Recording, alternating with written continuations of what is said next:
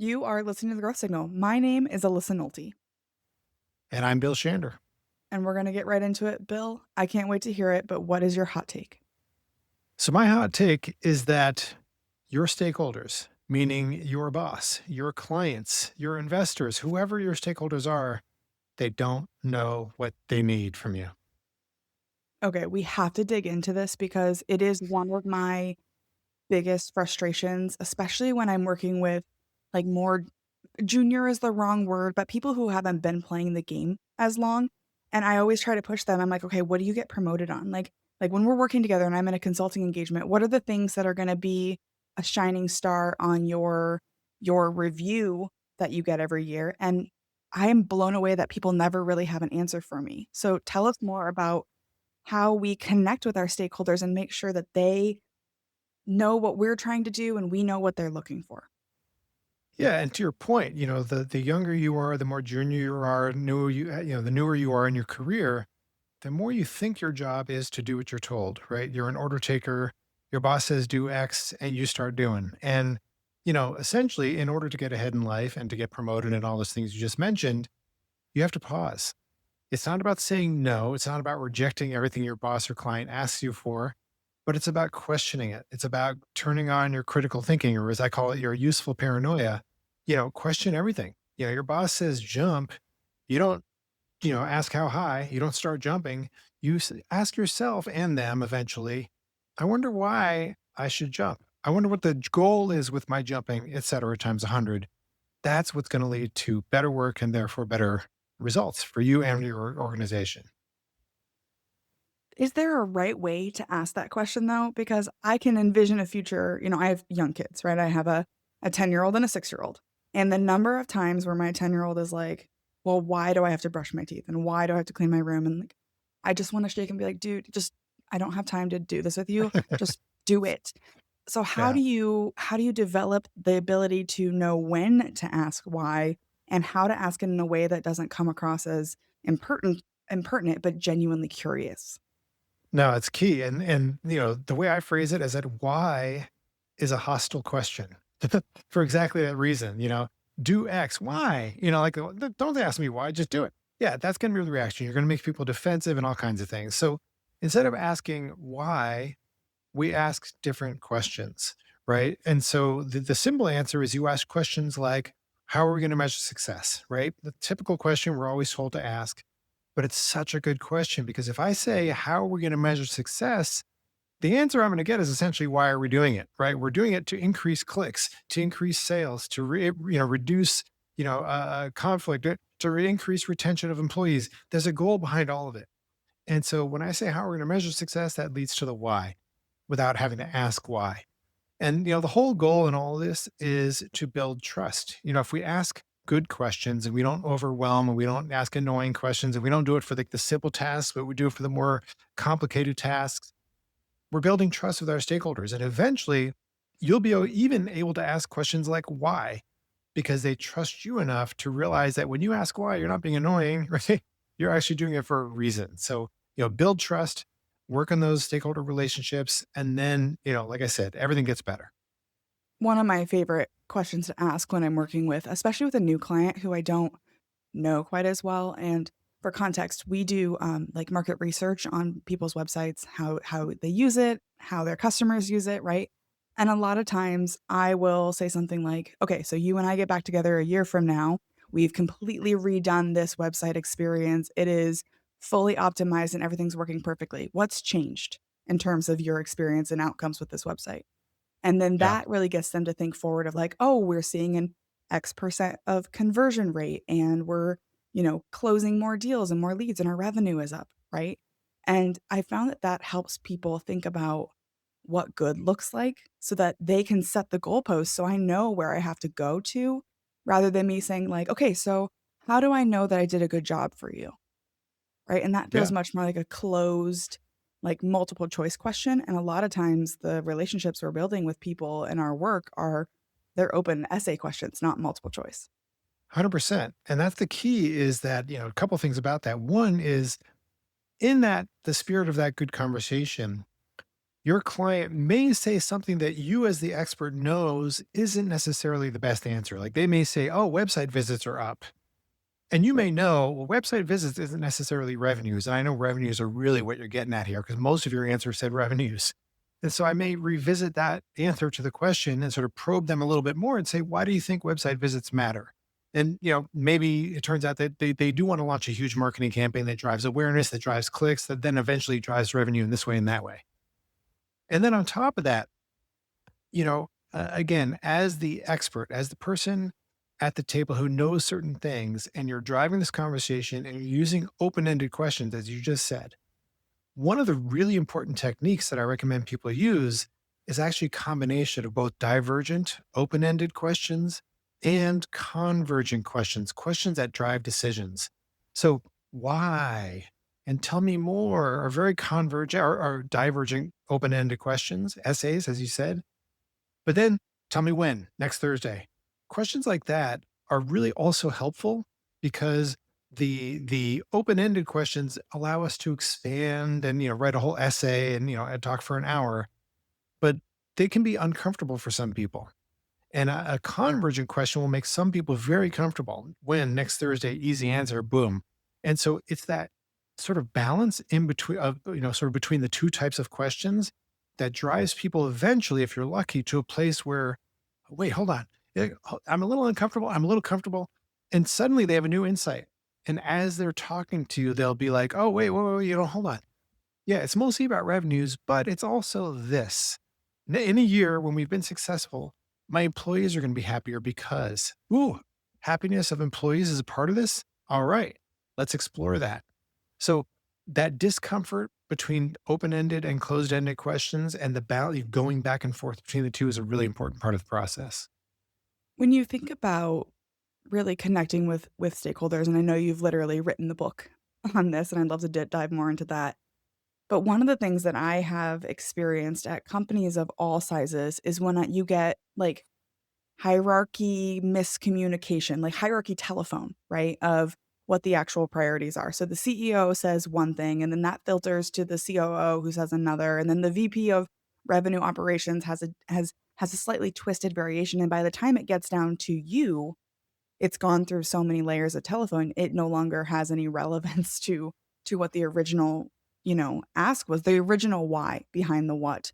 So how do Yeah. we navigate that not only as the people who are probably at the end of the telephone line, but throughout the process when I'm the CEO and I'm starting that why, how do I make sure my vision stays clear all the way down so that I don't end up with a garbled understanding of why we're doing this in the first place? Yeah, and I'm gonna give you the idealized answer, fully aware that it's a completely idealized answer. Okay, and I'll start from the bottom of the chain looking up. I'm down here. I got to execute on these tasks, and I've got this garbled telephone of hierarchy of messages of what I'm supposed to be doing. In a perfect world, my job is to convene all of those conflicting stakeholders, get them all in a room, and facilitate the conversation to help us figure out what are we really supposed to be doing? Because I'm getting 12 different messages, and we have to really prioritize them and figure out what's what. In a perfect world, that's really your job, right? Now, the world is not perfect. You may never get a chance to talk to the CEO and or, some of the stakeholders may literally be in conflict with each other and, it could be difficult to get them to agree this is more important than this or vice versa. But that's really what you should be doing as a worker is doing your best to facilitate those conversations. From the top down, it's also hard, right? With the CEO's job, getting that message to really filter down. In a way, I would say maybe it's kind of the same answer in that the CEO, after delegating the tasks and letting go and moving on with his or her life on the other 800 things they have to do, should check back in. And part of that checking in is probably making sure that someone is facilitating that conversation that I just mentioned to make sure that we're all on the same page before this thing gets done. You know, I used to have employees. I used to have, a group of 15 people, and I was never very good at delegating, but occasionally it was like this wonderful experience where I would say, "Hey, let's do this." The team would go do it, and it would just be magically wonderful and great. A lot of the times it didn't work quite that way. And I blame myself, right? Like I didn't do a good job sort of circling back. I was kind of hoping they would just run with it and I would get the results and be like disappointed. My fault for not circling back and saying, okay, how are we doing? Where are we misaligned? How can we make it better and make sure that people understood my message from the from the get go? So, you know, from both directions, it always comes back to A, by the way, knowing who all the stakeholders are, B, prioritizing which one's most important, which one's least important, et cetera, and then reconvening to make sure that everyone's aligned. And a really important part of that, by the way, is recognizing that our stakeholders, while they include our boss, because our boss is literally asking us to do something, and our boss's boss and our boss's boss's boss, they may not be the most important stakeholder. This big website change that we're going through, probably the most important stakeholder is not the CEO, it's probably the customer, right? And if your customer success, like this is like, singing to the choir, right? They're the most important stakeholders. So we probably really need to meet their needs first and foremost. And all the other stuff hopefully serves that. But we have to always keep that in mind. I find too, unfortunately, that the customer is the last stakeholder to be considered because what we're Often. finding is that, if we get into a proverbial boardroom, right? There's the CFO who's looking to increase efficiency and improve that bottom line. There's the CEO who has some new vision that they want to execute and lead on. Sales wants more qualified leads and to book as much revenue as possible. Marketing wants to have more budget so that they can bring in new leads to the funnel and fill the funnel. And customer success and renewals and retention is just happy to have a voice in the room at all. And there's almost like this empty ghost chair of where the customer should sit. And a lot of times that chair is empty and stays empty. And so Yeah. that's really, I mean, truly what we're trying to do is fill that chair because a lot of times the CFO has their priorities and they don't always know what happens when you slash XYZ budget, what the implication is. But I Yeah. would love to really dig into your experience, especially with how do we navigate when we don't even know who the stakeholders are, let alone have access to the entire picture of what good looks like for them. Yeah. And to your point about the empty chair. So one of the chapters in my book is that is titled Everything is User Experience. And I don't care what you're doing. I don't care if you're an accountant. I don't care if you're building websites. I don't care if you're a manufacturer of widgets. You're creating an experience in the end. And so someone is consuming that experience. And usually it's the customer that we're talking about. They must have a seat at the table. Now, whether it's a literal seat at the table or someone who's there who's arguing on their behalf, like a customer success manager would do, that's what the business is for. It's to serve customers. And ultimately, that should lead to revenue growth, blah, blah, blah, all the things the CFO, the CEO all care about. So it's really, really, really important. Now, to the point about not knowing who all the stakeholders are, sometimes there are a lot of different stakeholders and it is complex. But, you can always figure out who they are. I mean, essentially, what is a stakeholder? Probably a good place to start. And the definition from the guy who invented the idea of stakeholder management is anyone who has or anyone who is affected by or can affect whatever it is you're working on. So affected by is that includes the customer, right?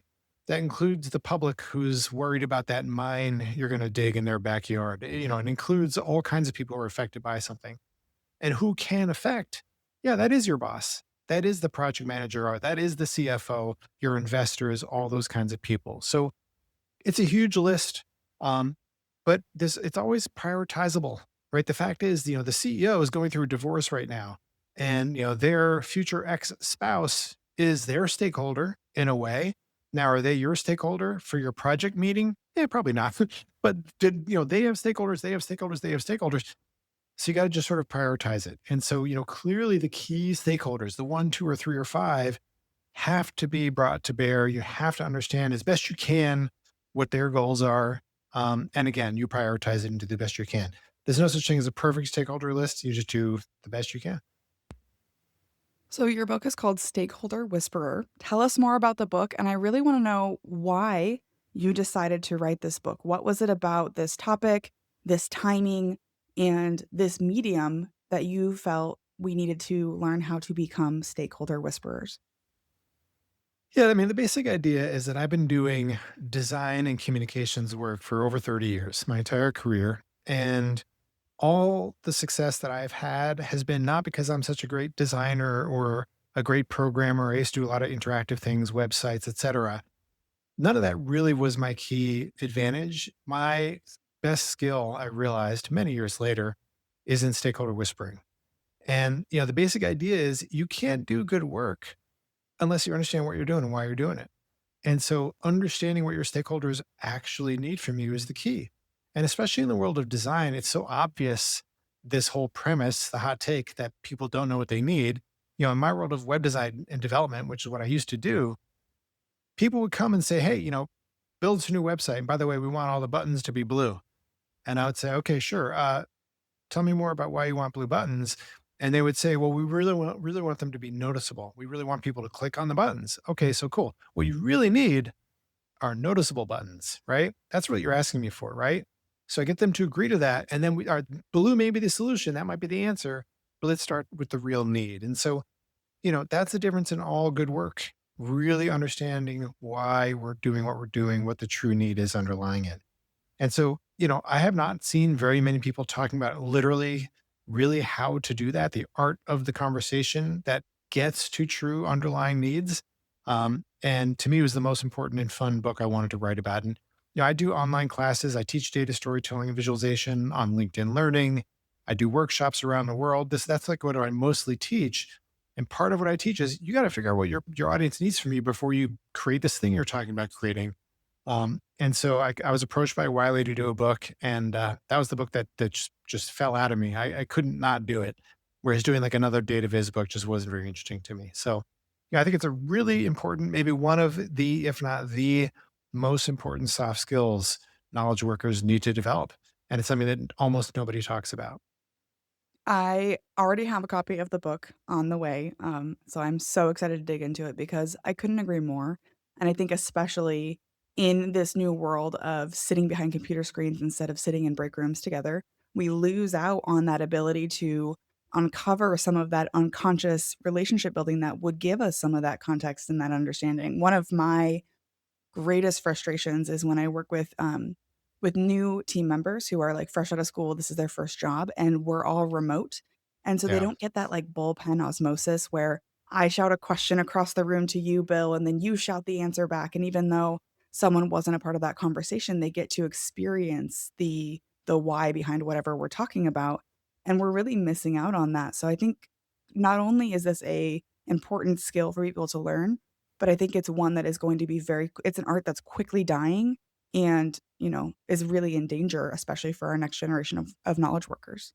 Yeah. And on top of that, AI is a great order taker, right? AI will do what Yes. it's asked.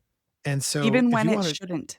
exactly. So how do you differentiate yourself? Be the person who maybe you use AI to execute your tasks, but you can actually understand what's needed so that whatever the AI does, it actually does what's needed. So yeah, it's a key skill, all the more important for to your point, because the remote work situation and AI cannot be overemphasized. Considering all the people that you know or aspire to know, who else is out there? Who else should we be paying attention to? One of my favorite people, he's a friend of mine, and we've worked together over the years. We used to be business partners many years ago. Is a guy named Andrew Davis, and he is a public speaker, a marketing whiz, best-selling author, great guy, very dynamic speaker on marketing topics, and definitely someone people should pay more attention to. And if someone is really connecting with you, they want to follow along, check out your LinkedIn course, or get a copy of the book for themselves, where can they find you online? You can always find me at my website, billshander.com, and of course on LinkedIn. And you can find me by searching Alyssa Nolte on LinkedIn. If you find the notorious plant killer, you know you have found the right Alyssa. I also write on Substack under the publication Alyssa Likes to Talk. Bill, thank you so much for coming on this conversation. Thank you for sharing your wisdom and insights with us. I have a feeling this is going to be a conversation I am thinking about for a very long time. Excellent. Thank you so much, Alyssa. I had fun.